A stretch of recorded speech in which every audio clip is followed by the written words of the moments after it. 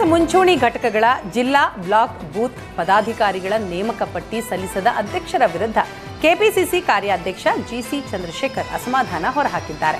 ಈ ಬಗ್ಗೆ ಕಾಂಗ್ರೆಸ್ ಘಟಕ ಸೆಲ್ಗಳ ರಾಜ್ಯಾಧ್ಯಕ್ಷರಿಗೆ ಪತ್ರ ಬರೆದಿದ್ದು 10 ದಿನಗಳ ಒಳಗೆ ಅಧ್ಯಕ್ಷರ ನೇಮಕಕ್ಕೆ ಸೂಚನೆ ನೀಡಿದ್ದಾರೆ. ಮುಂಚೂಣಿ ಘಟಕ ಸೆಲ್ಗಳು ಸೇರಿ ಕೆಪಿಸಿಸಿಯಲ್ಲಿ ಒಟ್ಟು 17 ಸೆಲ್ಗಳಿವೆ. ಈ ಹಿಂದೆ ಡಿಸಿಎಂ ಡಿಕೆ ಶಿವಕುಮಾರ್ ಪಕ್ಷ ಸಂಘಟನೆ ಸಭೆ ಮಾಡಿದ್ರು. ಸಭೆಯ ಬಳಿಕ ಪಟ್ಟಿ ಸಲ್ಲಿಸಲು ಸೂಚನೆ ನೀಡಲಾಗಿತ್ತು. ಆದರೆ ಪಟ್ಟಿ ಕಳುಹಿಸುವಲ್ಲಿ ವಿವಿಧ ಘಟಕದ ಅಧ್ಯಕ್ಷರ ವಿಳಂಬ 10 ದಿನದ ಒಳಗಾಗಿ ಈಗ ಕ್ರಮ ತೆಗೆದುಕೊಳ್ಳುವಂತೆ ಜಿಸಿ ಚಂದ್ರಶೇಖರ್ ಸೂಚನೆ ಕೊಟ್ಟಿದ್ದಾರೆ. ರಾಜ್ಯಾದ್ಯಂತ ಪುಣ್ಯಕ್ಷೇತ್ರಗಳ ನದಿ ತೀರದಲ್ಲಿ ಶಾಂಪೂ ಸೋಪುಗಳ ಮಾರಾಟ ನಿಷೇಧ ಮಾಡಿ ಅರಣ್ಯ ಮತ್ತು ಪರಿಸರ ಇಲಾಖೆ ಆದೇಶ ಹೊರಡಿಸಿದೆ. ಪುಣ್ಯಕ್ಷೇತ್ರಗಳ ನದಿ ತೀರದಲ್ಲಿ ಶಾಂಪೂ ಸೋಪುಗಳ ಮಾರಾಟ ಹೆಚ್ಚಾಗ್ತಾ ಇದ್ದು ನದಿಗಳಲ್ಲೇ ಭಕ್ತರು ಕವರ್ಗಳನ್ನ ಬಿಡ್ತಾ ಇದ್ದಾರೆ. ಇದರಿಂದ ನದಿ ನೀರಿನಲ್ಲಿ ಮಾಲಿನ್ಯ ಹೆಚ್ಚಾಗ್ತಾ ಇದ್ದು ಮಾಲಿನ್ಯ ತಡೆಗಟ್ಟಲು ಅರಣ್ಯ ಇಲಾಖೆ ಮುಂದಾಗಿದೆ. ಹೀಗಾಗಿ ನದಿ ದಡದಲ್ಲಿ ಸೋಪು ಶಾಂಪೂ ಮಾರಾಟ ಮಾಡದಂತೆ ನಿಷೇಧ ಹೇರಲಾಗಿದೆ. ಅಷ್ಟೇ ಅಲ್ಲದೆ ಭಕ್ತರು ತಮ್ಮ ವಸ್ತುಗಳನ್ನು ನದಿಗಳಲ್ಲಿ ವಿಸರ್ಜಿಸದಂತೆ ಕಟ್ಟುನಿಟ್ಟಿನ ಕ್ರಮಕ್ಕೆ ಈಶ್ವರ ಖಂಡ್ರೆ ಸೂಚನೆಯನ್ನ ನೀಡಿದ್ದಾರೆ.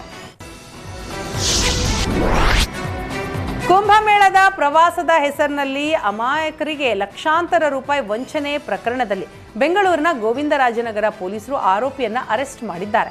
ಆರೋಪಿ ರಾಘವೇಂದ್ರ ರಾವ್ 100ಕ್ಕೂ ಹೆಚ್ಚು ಜನರಿಗೆ ವಂಚಿಸಿದ್ದು ಫೇಸ್ಬುಕ್ನಲ್ಲಿ ಜಾಹೀರಾತು ಮೂಲಕ ಅಮಾಯಕರನ್ನ ಸಂಪರ್ಕ ಮಾಡ್ತಾ ಇದ್ದ ಅಂತ ಹೇಳಲಾಗಿದೆ. ಜಾಹೀರಾತಿನಲ್ಲಿ ಅಯೋಧ್ಯೆ, ಕಾಶಿ, ಪ್ರಯಾಗರಾಜ್ ಟೂರ್ ಪ್ಯಾಕೇಜ್ ಬಗ್ಗೆ ತಿಳಿಸಿದ್ದ. 7 ದಿನಗಳ ಪ್ಯಾಕೇಜ್ಗೆ ತಲಾ 49,000 ರೂಪಾಯಿ ಪಡಿತಾ ಇದ್ದ ಅಂತ ಹೇಳಲಾಗಿದೆ. ಜಾತಿ ಸಂಘಟನೆ ಗ್ರೂಪ್ಗಳಲ್ಲಿ ಪ್ರವಾಸದ ಜಾಹೀರಾತು ಹಾಕ್ತಾ ಇದ್ದ ಅಂತ ಹೇಳಲಾಗಿದೆ. ಕೆಲವರಿಗೆ ಟಿಕೆಟ್ ಬುಕ್ ಮಾಡಿ ನಂತರ ಕ್ಯಾನ್ಸಲ್ ಮಾಡಿ ಹಣ ವಾಪಸ್ ಪಡಿತಾ ಇದ್ದ ಅಂತ ಆರೋಪ ಕೇಳಿಬಂದಿದೆ. ಬೆಂಗಳೂರಿನ ಬಿಷಪ್ ಚರ್ಚ್ನಲ್ಲಿ ರಾತ್ರೋರಾತ್ರಿ ಗೂಂಡಾಗಿರಿ ನಡೆದಿರುವ ಆರೋಪ ಕೇಳಿಬಂದಿದೆ. ರಾತ್ರೋರಾತ್ರಿ ಬಿಷಪ್ ಹೌಸ್ ಮೇಲೆ ಮಾಜಿ ಬಿಷಪ್ ದಾಳಿ ಮಾಡಿ ಭದ್ರತಾ ಸಿಬ್ಬಂದಿಯ ಮೇಲೆ ಹಲ್ಲೆ ಮಾಡಿದ್ದಾರೆ ಅಂತ ಹೇಳಲಾಗಿದೆ. ತಡರಾತ್ರಿ 10:30 ಸುಮಾರಿಗೆ ಅಪರಿಚಿತ ಗುಂಪು ಏಕಾಏಕಿ ದಾಳಿ ಮಾಡಿದೆ.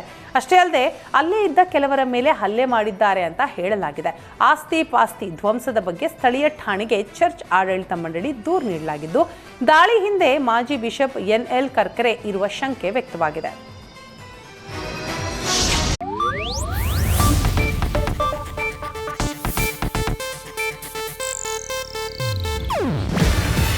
ಇದು ಏಷ್ಯಾನೆಟ್ ನ್ಯೂಸ್ ನೆಟ್ವರ್ಕ್ ಪ್ರಸ್ತುತಿ.